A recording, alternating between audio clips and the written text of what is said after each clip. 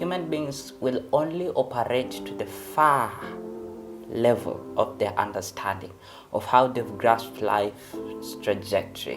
We live in a world where we have to grasp meaning for us to really make a step.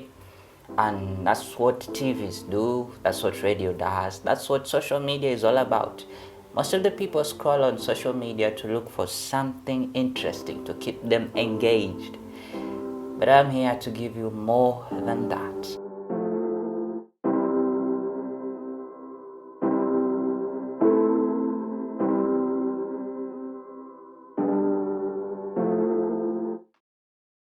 If you are careful about your life and the things that you've believed in your life, the way you've lived life, you'll notice that your life is as far as what you believe it to be. Life is the number of days that you have here and the experiences that you have here, right, on this earth. The earth is the canvas of man. Now, when you read somebody's eulogy, what you're looking is footprints of their actions, of their deeds, of their soul on this earth.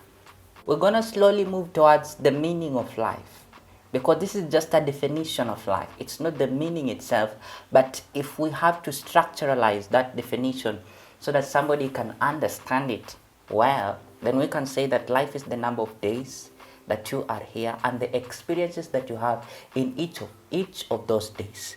And also, these experiences are going to be affected by your mindset.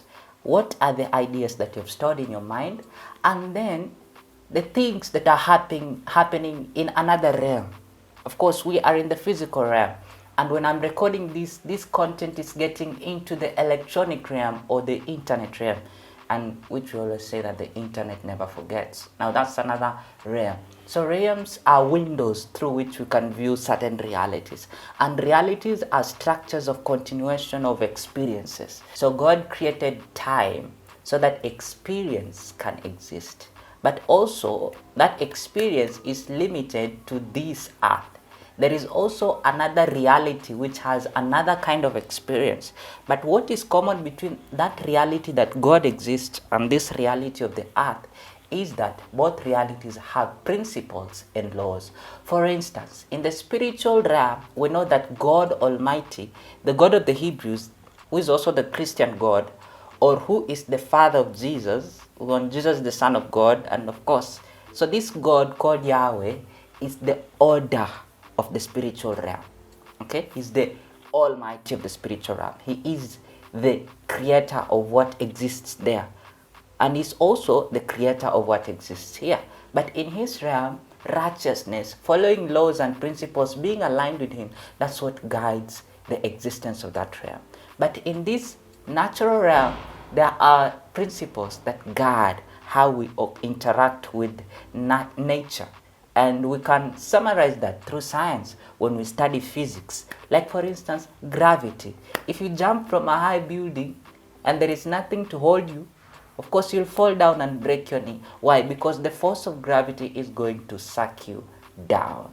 So that is the force that manages, tall buildings, you see them standing, pull away gravity, everything turns into chaos.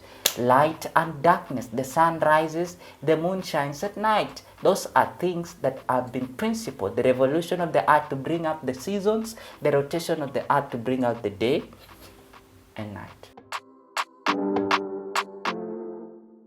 But I'll not look at the major canvas. I'll focus on us human beings. That is what the Embers of Meaning is all about, dissecting the integration of the intelligence of God, the intelligence of man, how they interact, and the original intent of why God created man. That is what I have as an introduction or a pilot episode of what we are going to look at. You do want to subscribe, you do want to keep watching this, you do want to take some notebook and write down, because this information is very important. So in the next episode, we are going to look at man, a human being. Who is he? What is he? Where is he?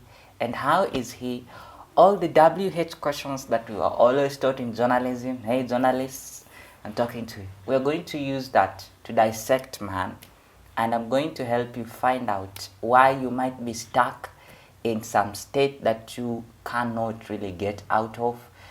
And if those things would help, in the second season of the episodes, we're going to get into the spiritual part of everything. We are going to have a good time. I am positive. I am confident that it's gonna be a great and interesting period, journey of wisdom and stuff like that.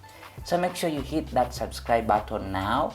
You can share it with someone now that you've seen the goodness of the video.